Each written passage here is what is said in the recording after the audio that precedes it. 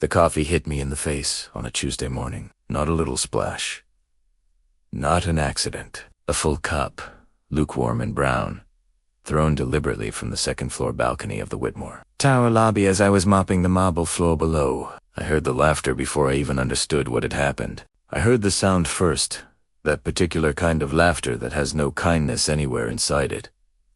Then I felt the warmth spreading down my forehead, soaking into the collar of my orange uniform, dripping from my chin onto the floor I had just cleaned. I did not look up. That was the thing nobody ever talks about. The instinct you develop after enough years of being invisible, the way you train yourself not to look up. Because looking up means acknowledging it happened, and acknowledging it happened means they win twice. So I kept my head down, I wrung out my mop, and I started cleaning again. My name is Ethan Caldwell. I was 43 years old, and that was the morning everything began to change. Though I did not know it yet. I need you to understand something before I go any further. I need you to understand what it feels like to wear that orange uniform every day. Not the physical feeling, though that is its own story. The aching knees, the raw knuckles, the smell that follows you home, no matter how many times you shower. I mean the feeling of what happens to a person when the world decides that the work they do makes them less than human. When people walk past you on the street, and their eyes slide over you the same way they slide over a fire hydrant or a trash can. When you say good morning, and the person you said it to keeps walking as though the air itself spoke. When you are present in a room, and simultaneously, completely, not there. I had been a janitor at Whitmore Tower for 11 years. 11 years of marble floors and glass elevators, and a particular smell of a building that costs more per square foot than most people earn in a month. Whitmore Tower was the kind of place where the lobby alone had a waterfall. A real one, carved from onyx, surrounded by orchids that a florist changed every 3 days. I cleaned around that waterfall every morning. I polished the brass fixtures that nobody ever noticed unless they were smudged. I made sure the bathroom on the 32nd floor, the one outside the private boardroom, always smelled like eucalyptus. Because some executive had requested it once, and the request had become permanent policy long after that executive was gone. I knew every inch of that building the way a man knows his own home. More than his own home? Maybe. I spent more waking hours there than anywhere else. And I was invisible in all of it. The coffee incident was not the worst thing that had ever happened to me there. Not even close. There was the time a junior associate had used my cart as a footrest while he was on a phone call, leaning back in his chair and propping his loafers on top of my cleaning supplies as if and everything connected to me was simply furniture. There was the time a group of women from the marketing department had taken a photo of me sleeping on a bench during my 15-minute break and posted it online with a caption I will not repeat here. And several of their colleagues had liked it, and nothing had ever been done. There was the steady accumulation of 1,000 small dismissals, 1,000 casual cruelties, 1,000 moments of being looked through as though I were made of glass. But the coffee was the one that nearly broke me. Because I had been having a hard few months. My daughter, Maya, was 8 years old and had been diagnosed the previous spring with a condition that required a medication our insurance would not cover. The cost was $940 a month. My take-home pay, after taxes, after the union dues, after the small contribution I made to a savings account I had been building for 14 years, was $2,100 a month. You do the math. I was doing the math every single day, and the numbers never came out right. And I had stopped sleeping properly sometime in February, and I was running on 4 hours a night in black coffee from the vending machine on the basement level. And I was tired in a way that went all the way down to the bone. So when that coffee hit me, something happened to my chest. A kind of cracking, like when ice gives way beneath your foot. That moment of suspension before the fall. I felt it, and I knew what it was. It was the feeling of a man getting close to his limit.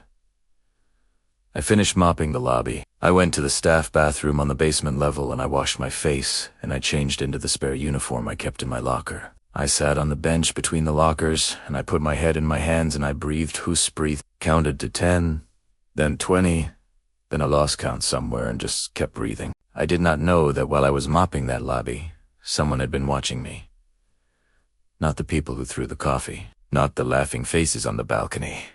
Someone else, entirely. Someone who had been standing near the building entrance, and who had seen the whole thing, and who had not looked away. I would not find out about that for another 3 weeks. And what I found out when I did would change every single thing about my life. But I am getting ahead of myself. Let me take you back further, because you need to understand who I was before any of this happened, in order to understand what it meant when it did. I grew up in Clarksville, Tennessee, in a house that had 3 bedrooms and 7 people living in it. My grandmother, my mother, my mother's sister, and 4 kids between them.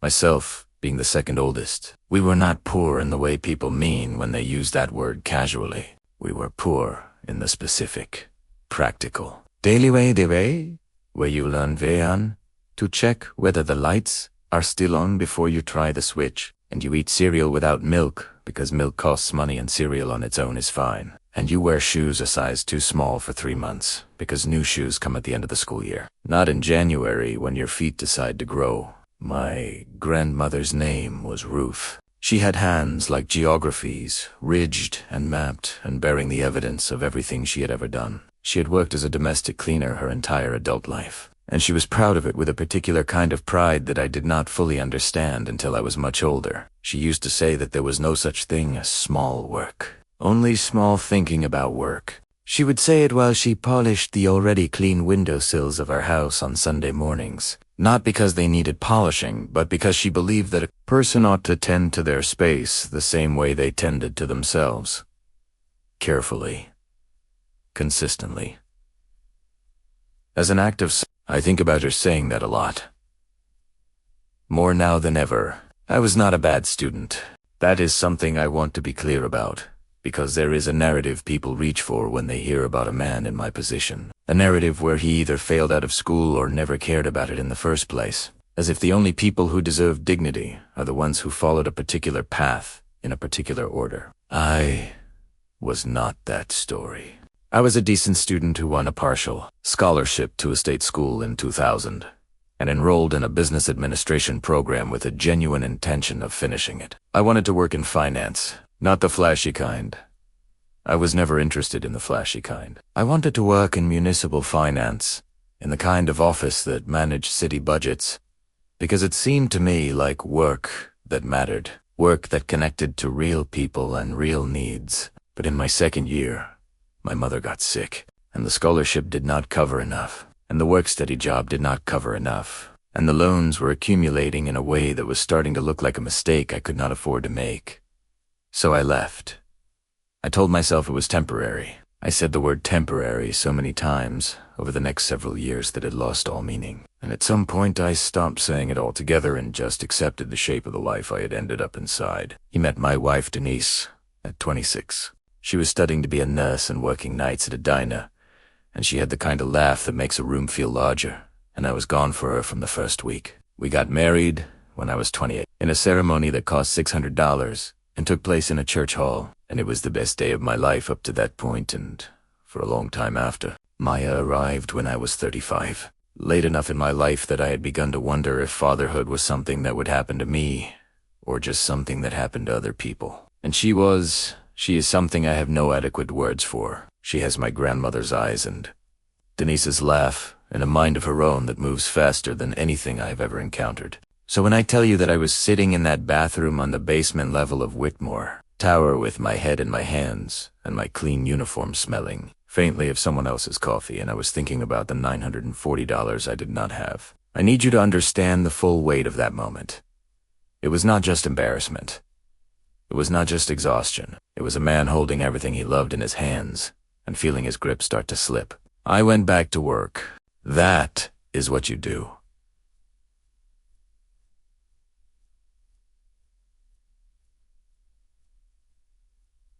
That is the only thing you can do. The next few weeks passed the way they always did. I arrived at 5:30 each morning, signed in, collected my cart, started with the lobby, and worked my way up. I had a route, a sequence, a rhythm. Certain things happened at certain times. The orchids around the waterfall got fresh water at 6:15. The executive bathrooms on floors 20 through 35 got restocked at 7. The glass doors at the main entrance got wiped at 8, before the morning rush. I knew the building's rhythms, the way a musician knows a song they have played 1,000 times. Not by thinking, but by doing. The knowledge living in the body rather than the mind. I noticed things. That was another habit I had developed over the years, though I could not have told you exactly when or why it started. I noticed the small structural things, a hairline crack in the plaster of the 22nd floor corridor that appeared in March and grew 2 inches by April.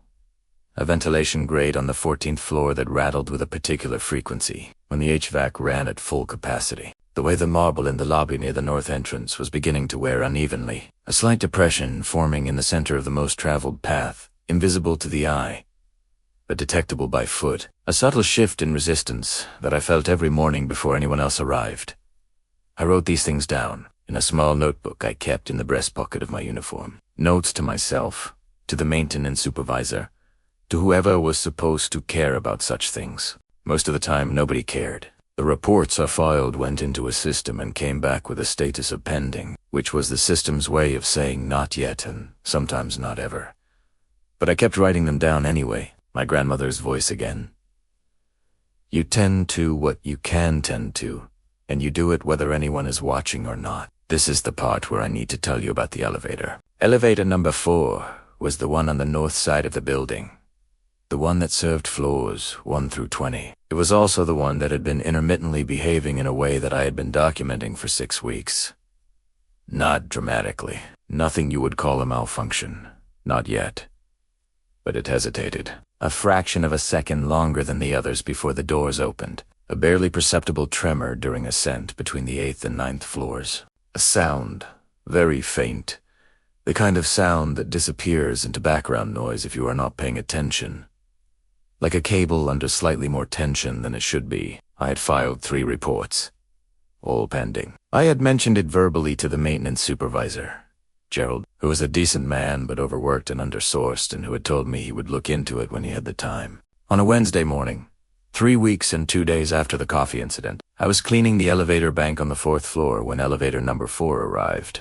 Doors opened, and Victor Langston stepped out. I did not know who Victor Langston was. Not at first. He was a tall man, somewhere in his late 50s, silver-haired, wearing a dark coat that had the quiet quality of very expensive things. No visible logos, no obvious display. Just a fabric that moved differently than fabric is supposed to move. A cut that was entirely without effort. He had the kind of face that has seen a great deal and learned not to be surprised by any of it. He stepped out of the elevator, glanced at me, not through me, at me, which was different enough that I noticed it, and then he stopped. He said, "Did you feel that?" I said. The hesitation between 8 and 9, and something happened in his expression. A shift, very small, the way a scale shifts when you add the smallest possible weight to one side. He said, "You have felt it before," I said.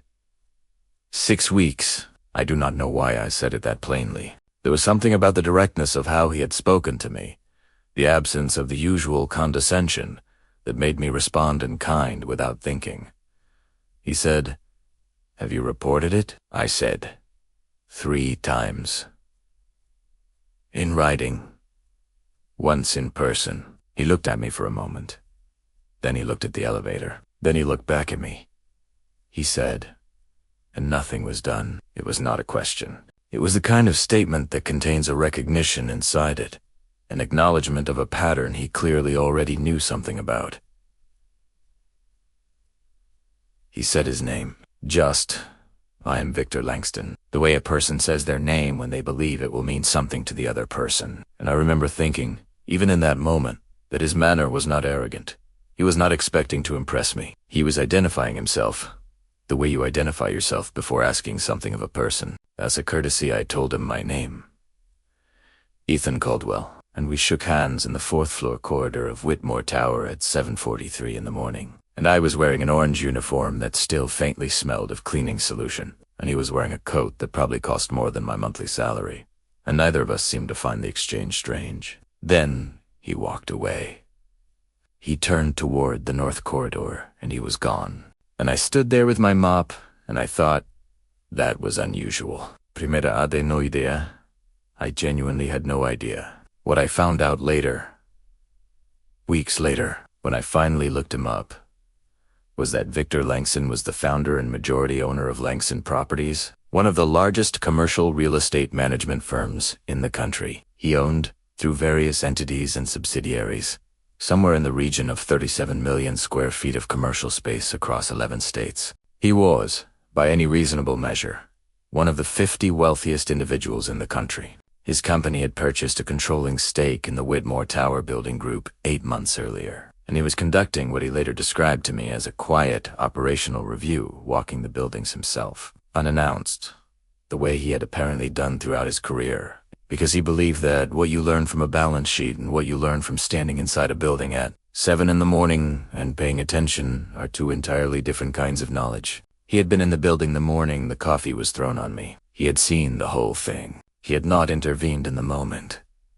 He told me later why, and his reasoning was more considered than it might sound, but he had stood near the entrance and watched me walk back to my mop and continue cleaning, and something in what he saw had kept him in the building for the next 2 hours, watching, learning the way the building ran, and paying particular attention to the man in the orange uniform who moved through it with a precision and a quiet thoroughness that, in his words, told him something about character that most job interviews and resumes never reveal. But I am still ahead of myself. In the days after that brief conversation in the 4th floor corridor, I went back to my routine.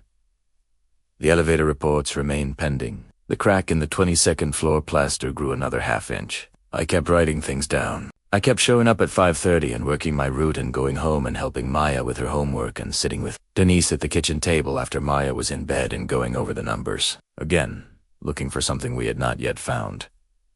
The medication situation had become critical. We had found a program that helped for 2 months, and then the program ran out of funding and the help ended, and we were back to the arithmetic of impossible choices. I had taken a second job, weekend shifts at a parking structure 6 blocks from the tower, but the extra income was not enough to cover the gap, and I was running on less sleep than was sustainable, and I could feel it, a kind of thinning, like a fabric worn past the point where it can be mended. I was not feeling sorry for myself. I want to be clear about that. Self-pity was a luxury I had never been able to afford, and I had learned early enough that it was also the most efficient way to stop moving forward. What I was feeling was something more specific and more dangerous. I was starting to lose the sense that it would work out, not dramatic despair, not the kind of thing that announces itself loudly. The quiet kind, the kind that settles in like weather, like a sky that goes gray and stays gray, and you stop expecting it to change. And then, on a Friday morning, about 12 days after the elevator conversation, I was called into the building manager's office. Gerald was there, the maintenance supervisor, the building manager, a woman named Patricia Chun who had held the position for 7 years and who was competent and fair and who I respected, was sitting across the desk with an expression that I could not immediately read.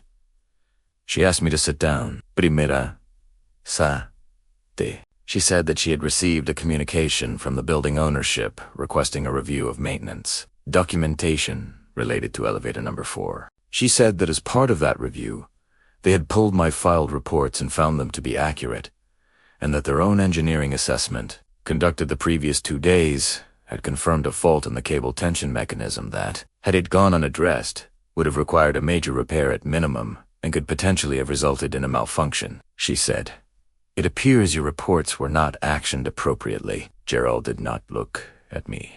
He was looking at the surface of the desk. She said, "We want to thank you for your diligence." I said, "Is the elevator being repaired?" She said yes. It was being taken out of service that morning for a full inspection. I said, "Good," and that was the end of the meeting, and I went back to my route. And I thought, well, good. That is what should have happened 6 weeks ago. But good. And I did not think much more about it, because a thank you from a building manager does not pay for a child's medication. And the clock on that month was running, and I had other things to hold. What I did not know, what I could not have known, was that Patricia Chun had been directed to conduct that review by the ownership group, and that the person who had requested it, by name, specifying elevator number 4 and the maintenance reports filed by one Ethan Caldwell, was Victor Langston. He had remembered my name. He had remembered the elevator conversation. He had followed up weeks later, in the middle of what I can only imagine was a schedule packed with the kind of decisions that affect hundreds of people and millions of dollars. He had followed up on a conversation with a janitor in an orange uniform about a mildly faulty elevator cable. I did not know any of this yet. I would not know it for another week, and when I found out, it would not be in the way I expected. Nothing about the next part of this story was the way I expected. On a Thursday morning, 11 days after the meeting with Patricia Chun, I received a message through the building's internal communications system, the same system I used to file maintenance reports, the same system that had been returning pending on my requests for 6 weeks.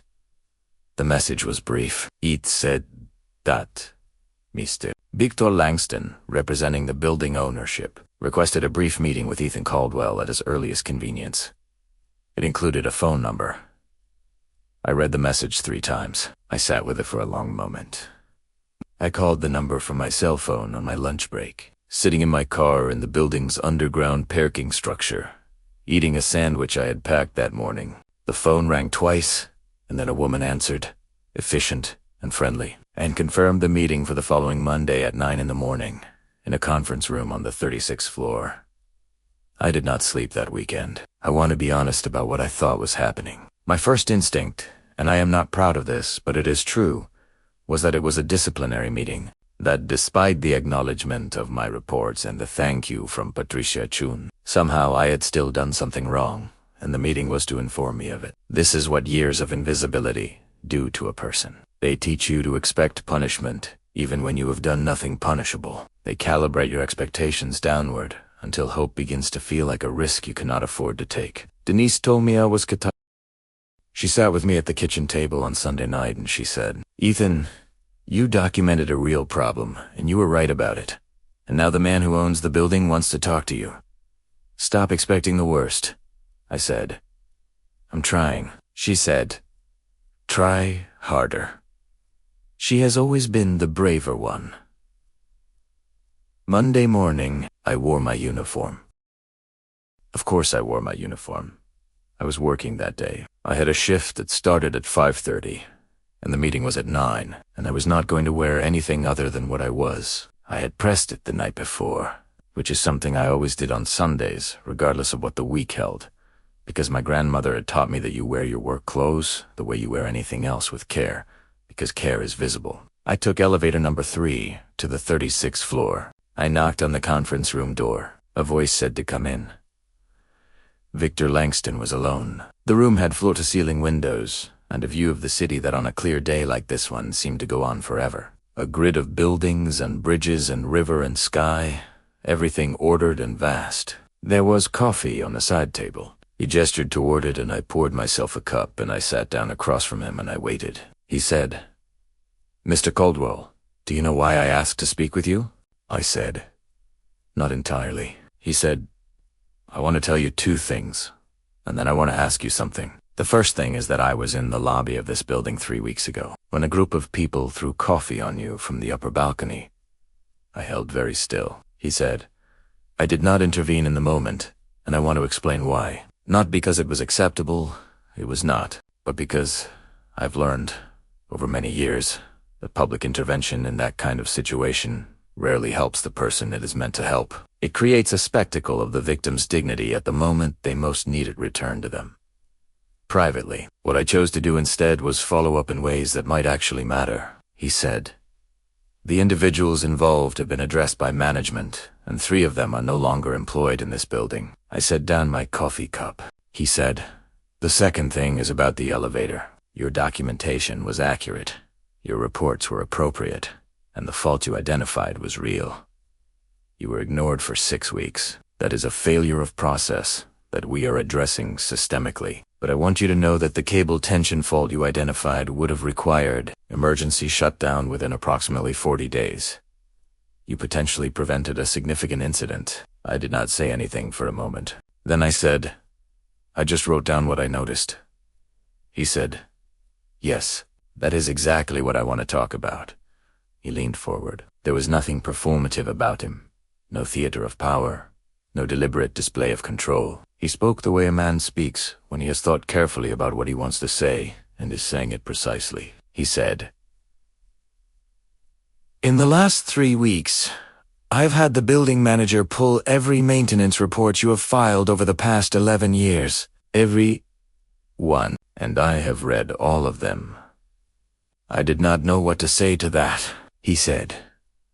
"Do you have any idea what those reports represent, Mr. Caldwell?" "Collectively," I said. "I was just doing my job." He said, "You were doing considerably more than your job. Your reports document 47 instances of structural, mechanical, or safety-related observations over 11 years. 31 of them were eventually confirmed by engineering review. Several were acted upon only after incidents occurred that could have been prevented. And many of the of them describe problems that were initially dismissed or ignored and that you continued to flag consistently, professionally, without escalating in ways that might have protected your own interests but might also have created friction. You apparently did not want to create," he said. "That is not the behavior of someone who is just doing a job. That is the behavior of someone who thinks systematically about the systems they operate within. Someone who notices patterns, someone who understands that the visible surface of a building is only part of the story." I remember the feeling in that moment, a kind of dislocation, like the ground shifting very slightly beneath a structure you had assumed was solid. Something I had done privately, quietly, without expectation of recognition, was being described back to me in language that made it sound like something else entirely, something that mattered. He said, "I would like to offer you a position." I heard the words, but my brain did not immediately process them as real. He said, "I am building out an operations intelligence team. The concept is this. We have 37 million square feet of commercial property in this company. We have engineering firms and contractors and consultants and maintenance supervisors at every level. What we do not have is a systematic methodology for what I would call ground-level pattern recognition. The kind of knowledge that comes from being inside a building every day, noticing what changes, understanding the rhythm of a structure over time. The kind of knowledge that, if it were properly captured and communicated, would prevent failures before they become emergencies." He said, "I want you to help me build that methodology," I said. "I am a janitor," he said.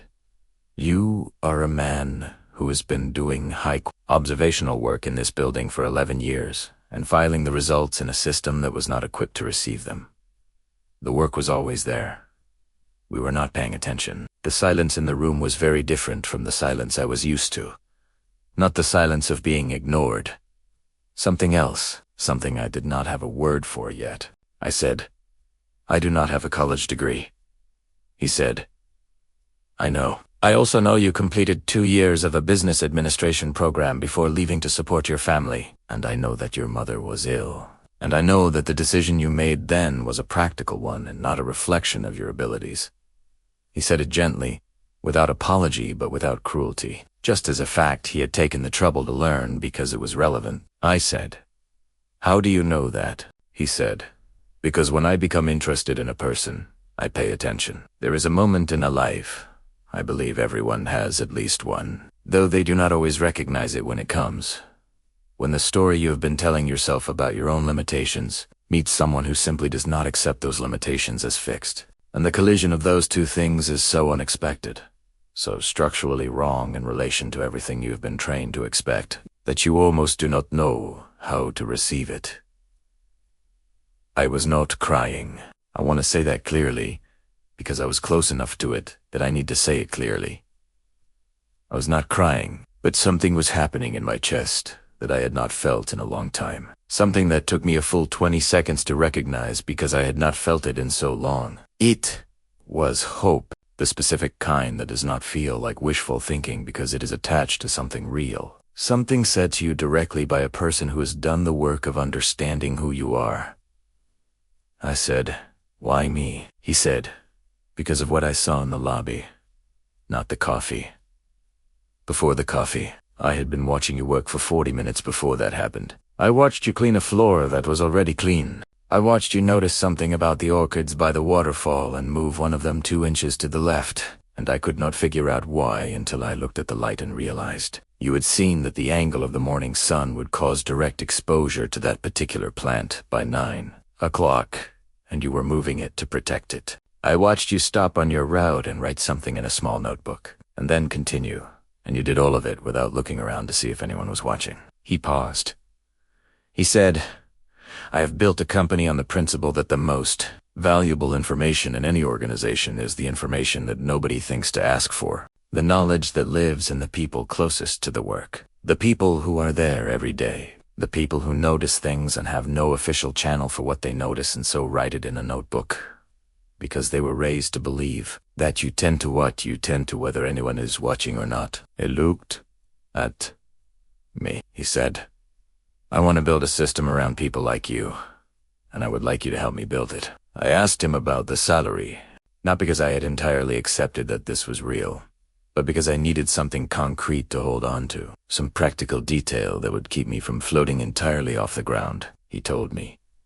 And I will tell you that the number he said was more than 3 times what I was earning, more than enough to cover Maya's medication, more than enough to stop the arithmetic of impossible choices that had been running in my head for almost a year. I sat with that for a moment. I thought about my grandmother and her polished windowsills.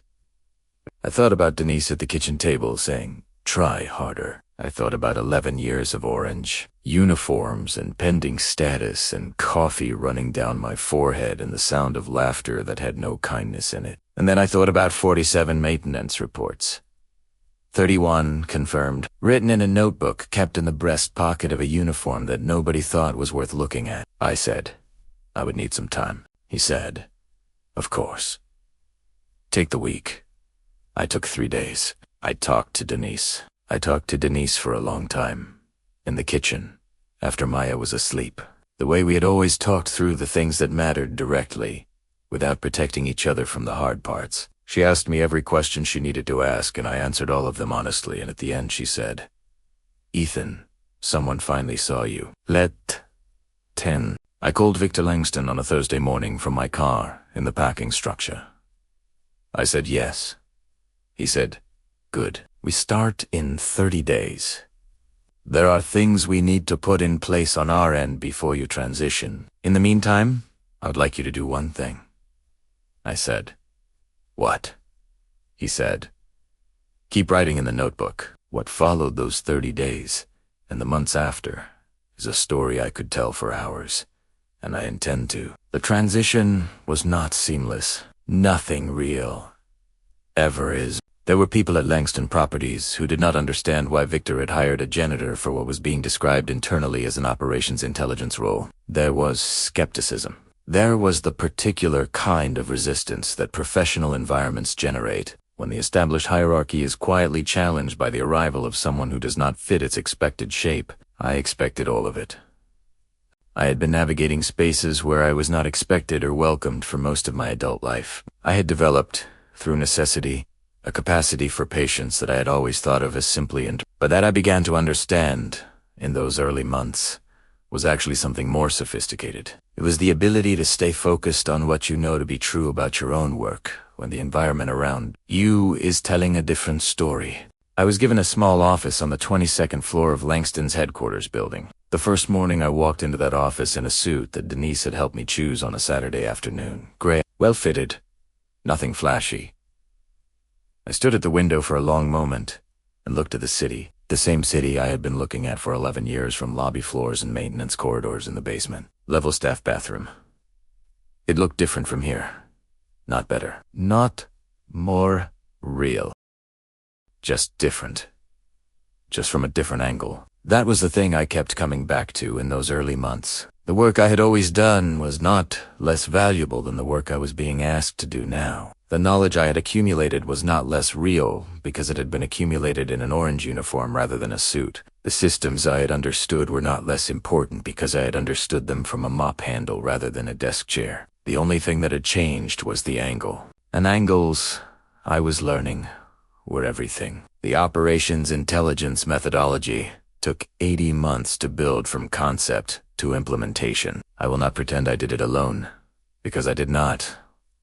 Victor assembled a team of people who each brought things I did not have. Technical knowledge and data architecture and organizational communication skills, and we built it together. But the core of it, the foundational principle that gave it its shape, came from the 11 years of notebooks. From the idea that the knowledge closest to the ground is almost always the most accurate, and almost always the least captured.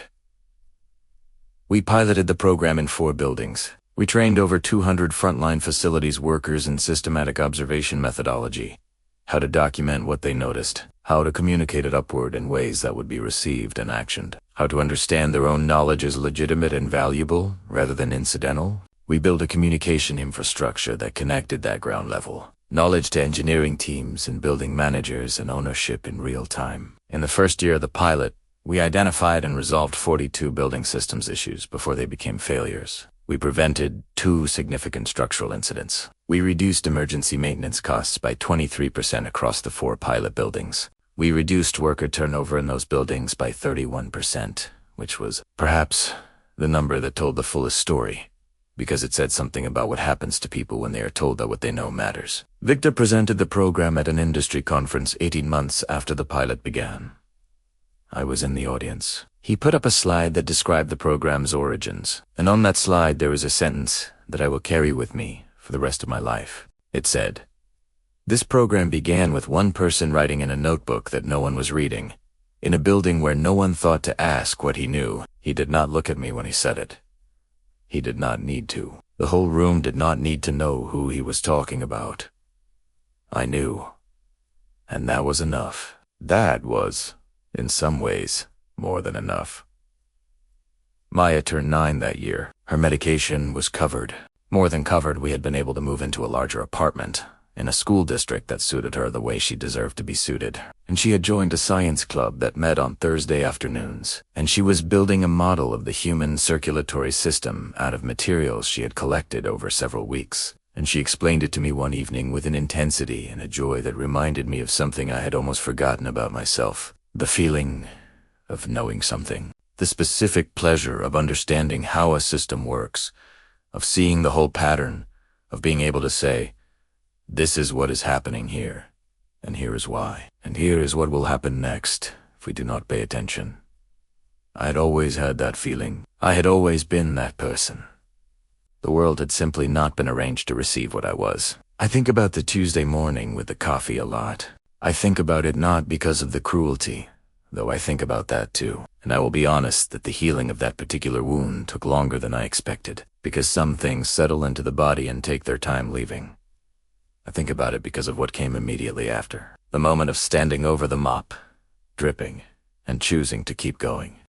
Not because of faith, not because I knew something was coming, not because I had any reason to believe the story was going to turn, just because there was a floor that needed cleaning and I was the one who was there to clean it. My grandmother used to say that character is not what you do when people are watching. Character is what you do when nobody is watching. And she was right.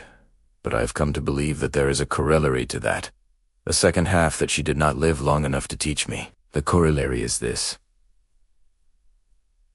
Someone is always watching, not in the sense of surveillance, not in some cosmic accounting sense, but in the practical, human sense that the world is full of people who are paying attention to different things than you expect, and who notice things through angles you cannot anticipate, and who are sometimes moved by what they see to do something about it. Victor Langston was paying attention on a Tuesday morning when I was not paying attention to anything except the floor.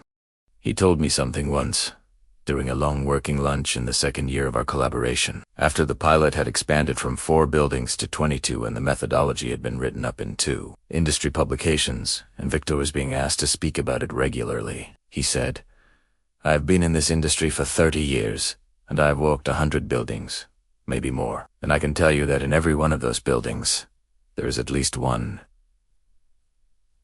Ethan Caldwell. At least one person who knows that building the way you knew Whitmore Tower, who has been watching and noticing and writing things down or just holding the knowledge privately because there is no system built to receive it. And I can tell you that in every one of those buildings, that person is almost certainly wearing a uniform and carrying something and being walked past and looked through, and their knowledge is sitting there unused. While we pay consultants who have never set foot in the building to tell us things we could have learned for free," he said. That is the real waste. Not the money. The people. I have thought about that a great deal. I think about the people I worked alongside for 11 years at Whitmore Tower. Marcus, who had been cleaning the packing structure for 9 years and could tell you the drainage patterns of every level from memory, who had been telling management for years that the northeast drain on level 3 backed up in heavy rain and who had been, every single time, told it was a known issue. Yolanda, who worked the overnight shift and who had noticed, over months, subtle changes in foot traffic patterns that, if someone had thought to map them, would have revealed a security gap that was eventually exploited by a theft that cost the building's retail tenants tens of thousands of dollars. James, who could tell you the temperature differential between any 2 points in the building on any given day, and who had essentially been doing informal energy efficiency monitoring for 6 years, without a title or a framework or a single acknowledgement. All of that knowledge, sitting there, in people who had been trained by the world to believe that what they noticed did not count. Part of what I do now, and it has become the part I'm most committed to, is go back. I go back to buildings and facilities, and I find the Marcuses, and the Yolandas, and the Jameses, and I sit down with them and I say, tell me what you know. Tell me what you have been noticing. Tell me what you have been writing down, or not writing down because you did not think it would matter, or not saying out loud because you did not think anyone would listen. And they tell me, they always tell me. It comes out of them like water that has been held back by a dam for years. All of this precise and detailed and valuable knowledge, all of this careful observation, all of this real expertise accumulated over years of being present in a place and paying attention to it. And every time it happens, every single time, I think of my grandmother's hands. I think of her polished windowsills on Sunday mornings. I think of her voice saying, there is no such thing as small work. Only small thinking about work. There is something else I want to say, something that is harder to say, and that I think matters more than most of the rest of this. The system that made me invisible was not made up of bad people. Not entirely. Not mostly. The people who walked past me were not, most of them, actively choosing cruelty. They were moving through a world whose architecture had been built to make certain people invisible, and they had simply stopped noticing what the architecture was doing. The maintenance supervisor who let my report sit pending was not a bad man. He was a man operating in a system that had no mechanism for translating ground-level knowledge into action, and he did what people do in broken systems. He managed the symptoms until they became crises, because that was what the system rewarded. Even the people on the balcony with the coffee, I have thought about them. I have spent time with the thought of them, which is something I did not expect to do. And what I have come to is this. People who need to make someone smaller are always people who feel small themselves. That does not make what they did acceptable. It does not mean the harm was not real. But it is true, and I have found that holding it as true allows me to carry it more lightly, to set it down more often. What Victor Langston did was not, in the end, rescued me. I want to be very clear about that, because the easy story, the story that writes itself, is a story about a powerful man noticing a poor man and lifting him up. And that story is true as far as it goes, but it does not go far enough. What Victor did was see what was already there. He saw work I had already done, attention I had already paid, knowledge I had already accumulated. He built a structure that could receive it. He asked the right question at the right moment. The capacity was always mine. What I received was the architecture to hold it. I think about that distinction constantly, because I think it matters for everyone, not just for people in orange uniforms, though I will never stop working for those people specifically, but for everyone who has been told, in whatever the language of their particular experience, that what they know and what they see and what they notice does not count, that their vantage point is too low to matter, that the floor they stand on is not the right floor for seeing clearly. You can see clearly from any floor. The question is only whether anyone has built a way to receive what you see. Maya is 11 now. She has decided she wants to be an engineer. Specifically, she has decided she wants to design building systems, HVAC, and structural systems, the invisible infrastructure that makes buildings habitable. She told me this over dinner on a Tuesday night, with the same focused intensity she brings to everything, and I looked at her across the table and I thought, of course you do. You are your great-grandmother's granddaughter. You are going to tend to what needs tending, and you are going to do it whether anyone is watching or not, and you are going to be very, very good at Italiano. I told her what my grandmother used to say about small work and small thinking. She wrote it down in a notebook she keeps for things she wants to remember. I recognized the habit immediately. I have been with Langston Properties for 3 years now. The Operations Intelligence Program runs in 48 buildings across 7 states. We have a team of 12, and we are hiring. Every person on the team came from the ground level of facilities work, not because of ideology, not as a statement, but because the knowledge we are building the methodology around lives and those people and nowhere else. Victor and I speak regularly. He has become something that I did not expect and did not know how to name for a long time, a mentor. Yes, but also something more reciprocal than that word usually implies. He has told me, Moretanonse, that the program has changed how he thinks about the nature of expertise, about where knowledge lives in an organization, about the relationship between proximity and understanding. He told me once that I changed how he thinks about invisibility, not as an absence, but as a kind of information, a signal that something is being filtered out that ought not to be filtered out. I go back to Whitmore Tower sometimes, not to clean, though I've been known to straighten things that need straightening when I pass them, which I suspect will never entirely leave me. I go back because it is where this started, and because I think it is important to remain connected to where things start. The marble floor in the lobby is still wearing unevenly near the north entrance. I filed a report on it 3 years ago, in my new capacity, and this time it was not pending. This time it was addressed within a week. They cut and relaid the marble and leveled the subfloor. And now when you walk that path in the morning, you cannot feel the difference. It is smooth and even and exactly what it should be. Nobody notices. That is the thing about doing work correctly. When it is done right, there is nothing to see. The evidence of good work is often its own disappearance. I think about the waterfall sometimes. The onyx waterfowl with the orchids that I moved 2 inches to the left on a Tuesday morning 43 months ago, to protect one plant from the angle of the morning sun. I think about Victor Langston, standing near the entrance and watching me do it. And I think about the fact that he noticed, and that noticing became the chain of events that led to everything that came after. I also think about how many times I moved those orchids over 11 years, and how it never mattered before. How many Tuesdays passed where I did the same careful, attentive work, and no one was watching, and nothing followed, and the notebook filled up with reports that sat pending. And the morning passed, and the afternoon passed, and I went home, and the arithmetic at the kitchen table did not resolve. That is the part of the story that I think is most important. Not the ending. Not the meeting on the 36th floor or the number. Victor Langston sat or the 31 confirmed maintenance reports, or the 48 buildings, or the 11 states. The part that matters is the Tuesday mornings, before all of that. The long string of Tuesday mornings when nobody was watching, and the work was done anyway. Because here's what I know, in the way you only know things that have been tested by years. The work you do when no one is watching is the work that makes you who you are. Not the recognition, not the reward. The discipline, the habit, the choosing to do the thing well when there is no external reason to do it well. When the only reason is internal, when the only audience is yourself, and the standard you have been raised to hold yourself to. My grandmother knew this. She knew it in her hands, and in her Sunday morning windowsills, and in every house. She cleaned for 40 years with the same care on a Monday in February as on a day when someone was watching.